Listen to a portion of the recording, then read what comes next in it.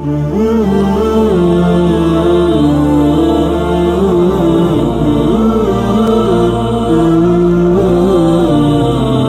باللہ من الشیطان الرجیم بسم اللہ الرحمن الرحیم وَلَمْ يَرَوْا إِلَى الطَّيْرِ فَوْقَهُمْ صَافَّاتٍ۔ اب قرآن کریم مزید دلائل بیان کر رہا ہے اللہ سبحانہ و تعالیٰ کی قدرت کے۔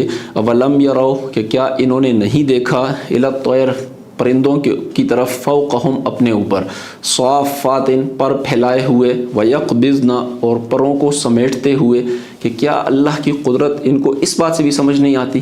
انہوں نے پرندوں کو نہیں دیکھا کہ پرندے کیسے فضا کے اندر تیرتے رہتے ہیں، فضا کے اندر اڑتے رہتے ہیں، باوجود اس کے کہ ان کا وزن ہے، کوئی بھی وزنی چیز اگر اس کو فضا میں چھوڑ دیں گے تو وہ چیز نیچے آ کر گرے گی۔ پرندوں کا بھی وزن ہوتا ہے، لیکن اس کے باوجود اللہ سبحانہ و تعالیٰ نے ان کی ساخت کو ایسا بنایا، ان کو ایسا پیدا کیا، ان کے پر، ان کا جسم ایسا بنا کہ وہ فضا کے اندر اڑتے رہتے ہیں، باوجود وزن رکھنے کے وہ زمین پر نہیں گرتے۔ تو قرآن کریم نے کہا کہ اگر انسان عقل کی آنکھ سے دیکھے، انسان تھوڑا سا اپنے شعور سے کام لے اور وہ ان پرندوں کی تخلیق کے اندر غور کرے کہ اللہ سبحانہ و تعالیٰ نے ان پرندوں کو کیسے بنایا، فوقہم کہ ان کے اوپر فضا کے اندر یہ پرندے اڑتے رہتے ہیں، صافات ویقبضن کبھی پروں کو پھیلا دیتے ہیں، کبھی پروں کو سمیٹ دیتے ہیں اور یہ گرتے نہیں۔ تو ان کو کس نے ایسا بنایا؟ ان پرندوں کے پاس تو کوئی سائنس موجود نہیں، اللہ سبحانہ و تعالیٰ نے ان بغیر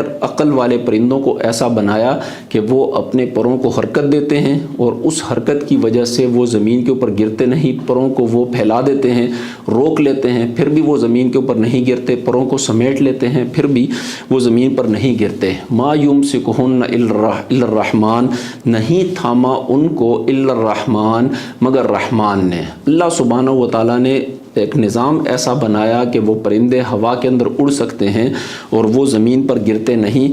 انہ بکل شیء بصیر اللہ سبحانہ و تعالیٰ ہر چیز کو دیکھنے والا ہے، ہر چیز اس کے سامنے ہے، ہر ایک انسان کا کیا گیا ہر ایک عمل اس کے سامنے ہے۔ امن ھذا الذی ھو جند لکم ینصرکم من دون الرحمن۔ اب انسانوں سے سوال پوچھا جا رہا ہے انسانوں کو سمجھانے کے لیے، امن ھذا الذی کہ کون ہے وہ، ہوا جند لکم جو تمہارا لشکر بنے، ینصرکم اور تمہاری مدد کرے، من دون الرحمن رحمان کے سوا، رحمان کے مقابلے میں۔ ایک تو اللہ سبحانہ و تعالیٰ کو اپنے ساتھ ملایا جائے، اللہ سبحانہ و تعالیٰ کی قدرت کو، اللہ کی رحمت کو اپنے ساتھ لیا جائے، یہ تو ایک طریقہ ہے۔ اس کے بالمقابل دوسرا کون سا طریقہ موجود ہے؟ امن ھذا الذی کہ کون ہے وہ جند لکم جو تمہارا لشکر بنے، جو تمہاری فوج بنے اور وہ تمہاری حفاظت کرے، ینصرکم وہ تمہاری مدد کرے، من دون الرحمن رحمان کے مقابلے میں۔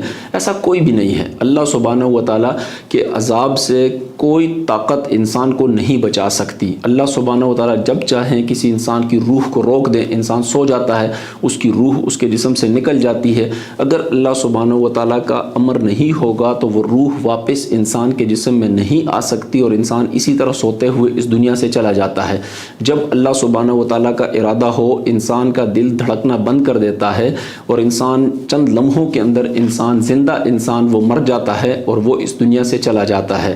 تو اللہ سبحانہ و تعالیٰ کے عذاب سے انسان کو کوئی نہیں بچا سکتا سوائے اس کے کہ اللہ کو راضی کیا جائے، اللہ کے قریب ہوا جائے اور وہ اعمال اور عقیدہ اختیار کیا جائے جو اللہ سبحانہ و تعالیٰ کو پسند ہے، یعنی احسن عمل کو اختیار کیا جائے، پھر تو انسان بچ سکتا ہے، دنیا کے اندر بھی اللہ کی ناراضگی سے بچ سکتا ہے اور آخرت کے اندر جو اللہ کا عذاب ہے، اللہ کا غصہ ہے، اس سے انسان خود کو محفوظ کر سکتا ہے۔ تو قرآن کریم نے یہ سوال پوچھا کہ کون ہے وہ کون ہے جو تمہارا لشکر بنے، جو تمہاری مدد کر سکے، جو تمہیں بچا سکے اللہ سبحانہ و تعالیٰ کے علاوہ؟ ان الکافرون الا فی غرور۔ قرآن کریم نے کہا کہ جو لوگ بھروسہ رکھتے ہیں اسباب کے اوپر کہ میرے پاس مال موجود ہے، میرے پاس حکومت موجود ہے، میرے پاس اسباب موجود ہے، میں بیمار ہوں گا تو میں اپنا علاج کرا سکتا ہوں، میں اپنے تحفظ کا سامان کر سکتا ہوں، یہ بہت بڑا دھوکہ ہے۔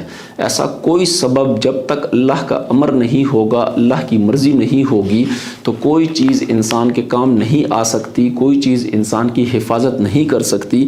ان الکافرون نہیں ہے یہ کافر لوگ، الا فی غرور مگر بہت بڑے دھوکے کے اندر۔ امن ھذا الذی یرزقکم کہ کیا یا کون ہے وہ شخص ھذا الذی وہ شخص یرزقکم جو تمہیں رزق دے سکے ان امسک رزقہ اگر اللہ روک دے اپنا رزق. اللہ سبحانہ و تعالیٰ تمہیں رزق دیتا ہے، اگر اللہ سبحانہ و تعالیٰ اپنا رزق روک دے تو پھر کون ہے جو تمہیں رزق دے سکے؟ اس کی پیدا کی ہوئی ہوا سے تم سانس لیتے ہو، اگر اللہ سبحانہ و تعالیٰ اس ہوا کو ختم کر دے تو کون تمہیں یہ ہوا دے سکتا ہے جس سے تم سانس لے سکو، جس سے تم زندہ رہ سکو؟ زمین سے تمہارا رزق پیدا ہوتا ہے، اگر اللہ سبحانہ و تعالیٰ زمین سے تمہیں رزق دینا بند کر دے تو پھر کون ہے جو تمہیں رزق دے سکتا ہے؟ تھوڑا سا انسان غور کرے کہ یہ جو مجھے آسائشیں میسر ہیں، مجھے صحت ملی ہوئی ہے، میرے جسمانی سارے اعضاء کام کر رہے ہیں، اگر اللہ سبحانہ و تعالیٰ اپنی یہ نعمتیں واپس لے لے تو پھر یہ نعمتیں ہمیں کون دے سکتا ہے؟ اس بات پر غور کرنا چاہیے.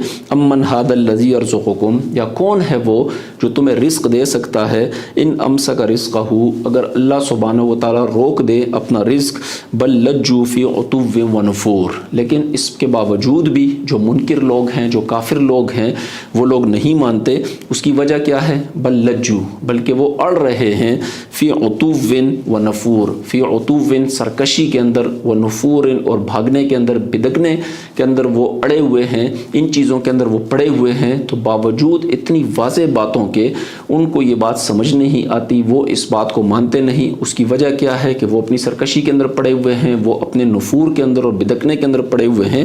اس وجہ سے ان کو ان باتوں سے ہدایت نہیں ہوتی. افمن یمشی مکبا علی وجہہ اہدی امن یمشی سویا علی صراط مستقیم. اب قرآن کریم نے اس آیت کے اندر ایک حصی مثال دی ہے، انسانوں کو سمجھانے کے لیے ایک حصی مثال دی ہے کہ ایک بندہ ہے وہ چہرے کے بل الٹا ہو کر چل رہا ہے، اور ایک وہ بندہ ہے جو بالکل صحیح سلامت سیدھا کھڑا ہو کر چل رہا ہے. ان دونوں میں سے زیادہ ہدایت والا کون سا ہے؟ کون انسان آسانی سے اپنی منزل تک پہنچ سکتا ہے کہ ایک بندہ چہرے کے بل اوندھا الٹا ہو کر چل رہا ہے اور ایک بندہ ٹانگوں پر کھڑے ہو کر صحیح سلامت سیدھا کھڑے ہو کر آگے راستے کو دیکھتا ہوا چل رہا ہے؟